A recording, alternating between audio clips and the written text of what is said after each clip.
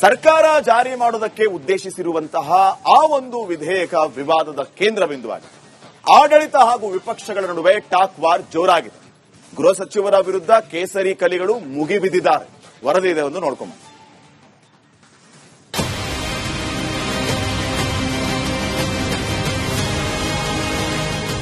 ಆದ್ರೆ ವಿಧೇಯಕನೇ ಬಂದಿಲ್ಲ, ಇವರಾಗಲೇ ಅವ್ರ ವಿರುದ್ಧವಾಗಿದೆ, ಇವ್ರ ವಿರುದ್ಧ ಪರ ಇದೆ ಅಂತ ಹೇಳಿದ್ರೆ ಏನರ್ಥ?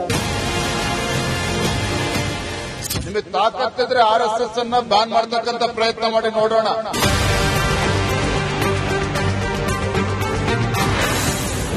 ರಾಜ್ಯದಲ್ಲಿ RSS ಚಟುವಟಿಕೆಗಳಿಗೆ ಕಡಿವಾಣ. ಸಾರ್ವಜನಿಕ ಪ್ರದೇಶ ಪ್ರವೇಶ ನಿಯಂತ್ರಣಕ್ಕೆ ವಿಧೇಯಕನ. RSS ಅಂದರೆ ಗೃಹ ಸಚಿವ ಪ್ರಿಯಾಂಕ್ ಖರ್ಗೆಗೆ ಅದೇನ್ ಸಿಟ್ಟೋ ಅದೇನ್ ಕೋಪನೋ. ಮಾತಿತ್ತಿದ್ರೆ RSS ಆದಾಯದ ಲೆಕ್ಕ ಕೊಡ್ಲಿ, ರಿಜಿಸ್ಟರ್ ಆಗ್ಲಿ, ಸಂಘದ ಪಥ ಸಂಚಲನಕ್ಕೂ ಅನುಮತಿ ಕಡ್ಡಾಯ ಅಂತ ಹೇಳ್ತಾನೆ ಇರ್ತಾರೆ. ಇದೀಗ RSS ಕಾರ್ಯಚಟುವಟಿಕೆಗಳ ಮೇಲೆ ವಕ್ರದೃಷ್ಟಿ ನೆಟ್ಟಿದ್ದಾರೆ. ಕರ್ನಾಟಕ ರಾಜ್ಯ ಸಾರ್ವಜನಿಕ ಪ್ರದೇಶ ಪ್ರವೇಶ ನಿಯಂತ್ರಣ ವಿಧೇಯಕ 2026 ಇದರ ಜಾರಿ ಬಗ್ಗೆಯೂ ಸಚಿವ ಸಂಪುಟದಲ್ಲಿ ಚರ್ಚೆ ನಡೆದಿದೆಯಂತೆ.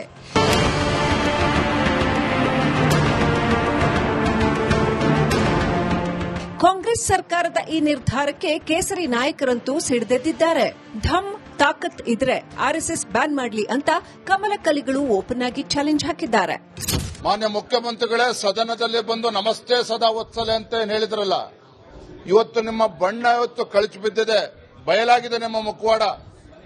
ನಿಮಗೆ ತಾಕತ್ತಿದ್ರೆ RSS ಅನ್ನ ಬ್ಯಾನ್ ಮಾಡತಕ್ಕಂತ ಪ್ರಯತ್ನ ಮಾಡಿ ನೋಡೋಣ. ಯಾತಕ್ಕೋಸ್ಕರ ಇವತ್ತು RSS ಬಗ್ಗೆ ಕೆಂಡ ಕಾರ್ತಾ ಇದ್ದೀರಿ?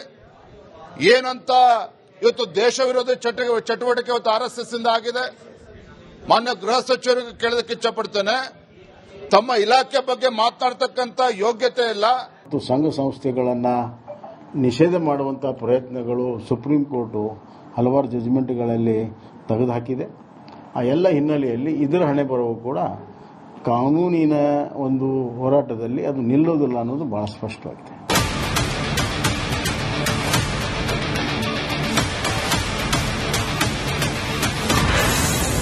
ಬಿಜೆಪಿ ನಾಯಕರು ಬಿಲ್ ಸಂಪೂರ್ಣ ಓದಿಲ್ಲ. ಬಿಜೆಪಿ ನಾಯಕರ ಆರೋಪಕ್ಕೆ ಗೃಹ ಸಚಿವ ಪ್ರಿಯಾಂಕ್ ಖರ್ಗೆ ತಿರುಗೇಟು ಕೊಟ್ಟಿದ್ದಾರೆ. ಸರಿಯಾಗಿ ಬಿಲ್ ಓದಲಿ ಅಂತ ಚಾಲೆಂಜ್ ಮಾಡಿದ್ದಾರೆ. ಬಿಲ್ ಓದಿದಾರ? ಇಲ್ಲ. ವಿಪಕ್ಷದವರು ಇರಬಹುದು, ಬೇರೆಯವರು ಇರಬಹುದು, ಬಿಲ್ ಅನ್ನ ಓದಿದಾರ? ಓದಿದ್ರೆ ಅದರಲ್ಲಿ ಆಕ್ಷೇಪಣೆ ಏನಿದೆ ಅಂತ ಸ್ಪಷ್ಟವಾಗಿ ಹೇಳಬೇಕಲ್ಲ. ಬಿಲ್ ಇಂಟ್ರೊಡ್ಯೂಸ್ ಆಗಲಿ, ಚರ್ಚೆ ಮಾಡಲಿ, ಅವ್ರದ್ದೇನಾದ್ರೂ ಸಲಹೆ ಇದ್ರೆ ಅದನ್ನು ತಗೊಳ್ಳೋಣ, ಅದನ್ನು ಇನ್ಕ್ಲೂಡ್ ಮಾಡೋಣ, ಅಮೆಂಡ್ ಮಾಡೋಣ ಬಿಲ್ಲನ್ನ. ಇದು ಬಿಲ್ಲು ಯಾರ ವಿರುದ್ಧನೂ ಅಲ್ಲ.